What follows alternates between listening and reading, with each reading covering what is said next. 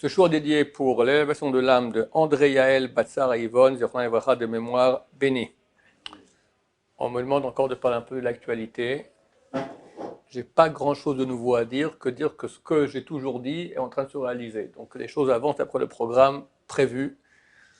Bien qu'il y ait des détracteurs et des moqueurs, Mana, c'est quoi faire, les choses avancent comme prévu. Donc on avait dit Corona, après ça va amener une crise économique grande et bien sûr les guerres. Alors la crise économique elle est déjà là, en tout cas on voit déjà ses prémices, beaucoup de gens n'ont même pas de quoi manger, c'est terrible. Et là on arrive à pire, c'est la guerre. La guerre, donc on attend cette guerre, enfin on l'attend, on espère bien qu'elle ne viendra pas, mais ça a l'air inévitable. Et c'est écrit. Donc ce sont les guerres de Gog ou Magog, les guerres qu'il y a avant que Mashiach vienne. À la fin, ils viennent tous contre nous. Au début, c'est une guerre entre les peuples, etc. Avec nous, sans nous, je ne sais pas. On va en parler tout de suite. À la fin, union des peuples contre nous. Gog ou Magog, valeur numérique 70. 70 peuples viennent contre nous en guerre depuis le nord d'Israël. Il semblerait que ça provienne de la Russie, parce que c'est marqué que dans Yechezkel 38, vous pouvez lire, hein, c'est pas compliqué. Gog ou Magog, c'est 2 chapitres dans Yechezkel, chapitre 38, chapitre 39. Allez lire, c'est passionnant. Ça fait peur évidemment. Donc, Dieu dit au prophète Yechezkel, tourne ta face vers Gog, prince suzerain de Meshech et Tuval. Meshech, Tuval, 2 villes, on ne sait pas ce que c'est. Meshech, c'est Moscou, ce sont les mêmes lettres exactement. Et le Talmud de Jérusalem, il donne le nom de la ville, et les commentateurs, il y a quelques siècles, disent c'est Moscou déjà. Donc ça, il n'y a pas de doute. Tubal, je ne sais pas ce que c'est, quelqu'un m'a écrit il y a quelques mois ou années déjà, 1 ou 2 ans, il m'a dit c'est Tbilissi. Tbilissi, c'est la capitale de la Géorgie, c'est juste au nord aussi de Jérusalem. Donc ils viennent du nord, accompagnés avec 70 peuples sur Jérusalem. Alors le tuyau, j'ai un tuyau à vous donner, voilà, enregistrez-le bien. Il y a 2 tuyaux que je vous donne, du Rabbi Shimon Abba Shaul. Un, du Rabbi Shimon Abba Shaul Zatzal, de mémoire bénie, Zatzukal, Zesartari, Vaïkadosh Levracha. Premier, il a dit, c'est Goula, on combine bien, dans Gog ou Magog, d'étudier Masechet Souka. En Mishnayot, ceux qui sont en Gemara. Ici, Binader, si rien ne se passe, qui m'étonnerait beaucoup vu l'actualité, alors le prochain Zman, on est lourd, on étudie Makot. Si Gog ou Magog a commencé, on bifurque sur Souka. Deuxième tuyau, super important. J'ai 2 Orbensian, alors au cours d'arabe, ils viennent du nord, nous ils viennent sur Jérusalem, ils doivent mourir à Jérusalem, d'accord? Donc c'est super paniquant, surtout si les Shiva, on est à la première ligne du nord, d'accord? À moins qu'ils vont peut-être monter par la Jordanie, ce qui sont plus logique, c'est plus facile pour eux. Quoi qu'il en soit, ils viennent à Jérusalem. Alors je dis, nous, on prend la voiture et on part. On va au sud. Beersheba, Eilat, au Soudan, d'accord, en Tanzanie, en Afrique du Sud, enfin, on va au sud, loin. Alors, il ne parlait plus beaucoup déjà. Avec le doigt, il m'a montré comme ça, là, que tout le monde voit, il m'a fait comme ça. Voilà, sur la table, il a tapé tac, tac, tac 3 fois pour dire, ici sera le plus sûr au monde. Un tuyau important à savoir. Et Jérusalem sera l'endroit, paradoxalement, ce sera l'endroit que tout le monde va viser, ce sera l'endroit le plus sûr, parce que c'est marqué donc après que Dieu se dévoile et tous les soldats de Gog ou Magog disparaissent, c'est une épidémie terrible, ils ont leurs yeux qui fondent dans les orbites, leur langue qui fond dans leur bouche. Il y en a qui ont dit c'est l'épidémie, c'est Corona, j'ai dit il n'y a aucun rapport. D'abord on parle d'une guerre, ils viennent contre nous, puis c'est marqué comment ils vont mourir, pas de problèmes respiratoires ou complications à cause de cela. Les yeux qui fondent dans leur orbite et la bouche qui fond dans leurs mains, dans leur bouche, et tous les peuples reconnaîtront que je suis l'Éternel. Comme ça, c'est la fin du chapitre 38. C'est écrit ainsi, Vidgadilti, Vidgadishti, je me sanctifierai, je me grandirai, je me sanctifierai au nom des peuples nombreux, ils sauront que je suis l'Éternel. Ce qu'on dit dans le Kaddish tous les jours, Iskadal, Vitkadash, Shemer Rabba, que soit grandi et sanctifié son grand nom, c'est cette période-là où tout le monde reconnaîtra la main de Dieu. Voilà. Il y a une Kabbalah, il y a une tradition que ça aura lieu à Sukkot. Est-ce que ce sera Sukkot cette année? J'ignore, je ne suis pas prophète, je suis ni fils de prophète, mais il y a une impression comme ça dans l'air, d'accord? Vous me direz, ça fait 30 ans que je dis ça. Je dis oui, encore une fois, je ne suis pas prophète, je peux me tromper, mais franchement, ça sent très fort. Alors, qu'est-ce qu'on a? On a vu que Corona, ça devait arriver, ça arrivait. La crise économique, elle y est. La guerre doit avoir avec l'Iran. C'est marqué, juste avant que Mashiach vienne, l'Iran tombe dans les mains d'Amérique. Mike Pompeo, donc l'ancien chef de la CIA et le secrétaire d'État américain est venu il y a quelques mois ici, pour arranger avec Israël et l'Arabie Saoudite aussi, contre les influences néfastes de l'Iran. Les bombardements qu'il y a eu dernièrement en Iran, une dizaine de bombardements qu'on ne sait pas qui a fait, qui a quoi, on ne sait pas ce que c'est, mais les Iraniens eux-mêmes ont dit c'est l'Amérique et Israël. Donc il semblerait, ça ressemble, qui va faire ça? Ce n'est pas Autrichiens ou les Danois. Hein? Là, on ne sait pas. Il n'y a aucun rapport avec Moscou. Ça, c'est tout à la fin. Alors, ce que je pense, je peux me tromper. On part avec un conflit avec l'Iran. L'Iran a dit, si l'Amérique nous attaque, nous, on rase Israël, il marche même, que parole en l'air, rien ne se passera.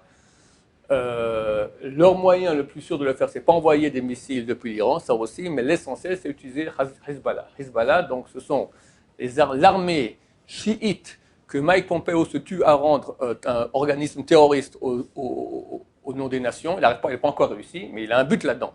Parce que s'ils sont terroristes, une attaque américaine et israélienne sur Hezbollah, sur le Hezbollah en Iran, au Liban, devient légitime. Je crois qu'il n'aura pas le temps de le faire. Actuellement, c'est le bon moment pour attaquer. Pourquoi? Parce qu'au Liban, il y a une grande crise économique, des émeutes sans cesse. Trump a dit au Liban, mettez dehors Hezbollah, je vous aiderai.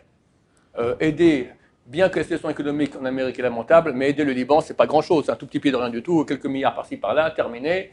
Et hop, ils remontent complètement. Donc eux, ils sont intéressés, mais ils ne peuvent pas, ils ont très très peur de Hezbollah. Donc il semblerait, je suis en train de... C'est tout ce que je pense, c'est que de l'imagination, mais je pense que je ne me trompe pas. Donc c'est le bon moment maintenant pour attaquer, pour mettre Hezbollah dehors, et comme ça enlever cette menace terrible qu'il y a sur nous depuis des années. Donc Nasrallah, le chef du Hezbollah, ce sont les chiites, ce sont des serviteurs de l'Iran, payés par l'Iran, armés par l'Iran, commandés par l'Iran, et ils ont un puits de bagadelle de 150 000 missiles, ce sont des très bons soldats, ils sont battus en Syrie, ils savent très bien viser, ils ont beaucoup d'expérience. Ce sont des fous de Dieu, ils se battent pour Allah, donc ils sont très motivés, et ils sont bien armés. Donc c'est une guerre très très compliquée, et voilà, et ça fait très très peur. Je pense que c'est une question. Dans la nouvelle ce matin, ils ont dit qu'il y a déjà un amassement de tanks israéliens à la frontière. Le chef de l'armée a réuni ses généraux pour parler de cela. Ça a l'air inévitable. Ça a l'air inévitable. Que Dieu ait pitié de nous, il faut beaucoup prier. Voilà, il faut prier, il faut pleurer, il faut implorer Hachem, il faut faire tchouva totale. Si je ne me trompe pas, et je peux me tromper, on rentre dans Gog ou Magog. Les sages d'Israël ont dit que vienne ma chère, je ne veux pas être présent à cause de Gog ou Magog. Tellement ça va être terrible. Des grands d'Israël ont dit c'est déjà passé dans la Shoah. Pas Gog ou Magog, le décret de souffrance inhérent à Gog ou Magog est déjà passé dans la Shoah. Comme ça m'a dit le Rav Besson Shaoul, il m'a dit Da'ati Kacha, c'est mon avis, et on m'a dit aussi du nom de Rabbi Lubavitch. Mais Gog ou Magog, il n'y a pas encore eu. Gog ou Magog, il faut cette union des peuples qui viennent du nord contre nous, Jérusalem. Ça, il n'y a pas eu. Mais Bezrat Hashem, si ces rabbins ont eu raison, j'espère qu'ils ont eu raison, ça se passera sans trop de mal, sans mal du tout, Bezrat Hashem. Donc on doit déjà beaucoup commencer à prier, c'est pas que quand ça commence à pleuvoir les missiles qu'il faut commencer à se réveiller. Dès maintenant, c'est écrit que lorsque un âne porte une charge, alors une seule personne peut encore l'aider à ce qu'il ne tombe pas. Mais une fois qu'il s'est écrasé avec la charge dessus parce que c'est trop lourd, 4 personnes ne suffisent pas, d'accord? Quand ça va mal, c'est très dur déjà de récupérer. Donc il faut déjà commencer à prier maintenant. Donc c'est un appel à tous nos frères et sœurs juives d'appeler Hachem, l'implorer, dire Tehillim, faire tchouva, parce qu'on est en face d'une guerre peut-être la plus dure qu'a connue l'État d'Israël depuis sa création. Et on espère que tout se passera bien. J'espère que Dieu va nous aider beaucoup. Et il semblerait que inévitablement ça va amener d'autres choses, parce que l'Amérique va attaquer l'Iran. L'Iran a comme allié la Russie et la Chine. Il est clair qu'aujourd'hui Trump est intéressé à régler ses comptes avec la Chine. Donc je ne sais pas vers quoi ça peut amener, mais il semblerait que ça va aboutir à des choses beaucoup plus... Je ne sais pas comment, je n'ai pas la moindre idée, mais il semblerait que si je n'ai pas tort et qu'on rentre dans Gog ou Magog, cette guerre entre l'Iran et l'Amérique, c'est la guerre qui est juste avant que ma chère vienne, d'après le Tosfot début traité Avodazara. Donc ça va amener des choses aussi après, et on ne sait pas vers quoi. Voilà. Donc c'est le moment de faire une grande chouva. Au niveau des dates, ça correspond, parce que c'est écrit qu'à Rosh Hashanah, c'est la fin de la sentence des ennemis de Dieu. En l'occurrence, nous pensons à l'Iran.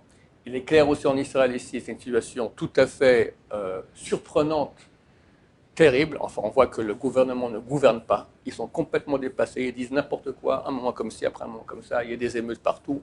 Il y a encore des soubresauts terribles de la gauche, le Erev Rav, d'accord, le Erev Rav, ceux qui ont fait le veau d'or, ils reprennent. On m'a dit qu'ils ont fait, un s'est déguisé en cochon et ils se sont prosternés, disant on refait maintenant le veau d'or, on refait la faute du veau d'or.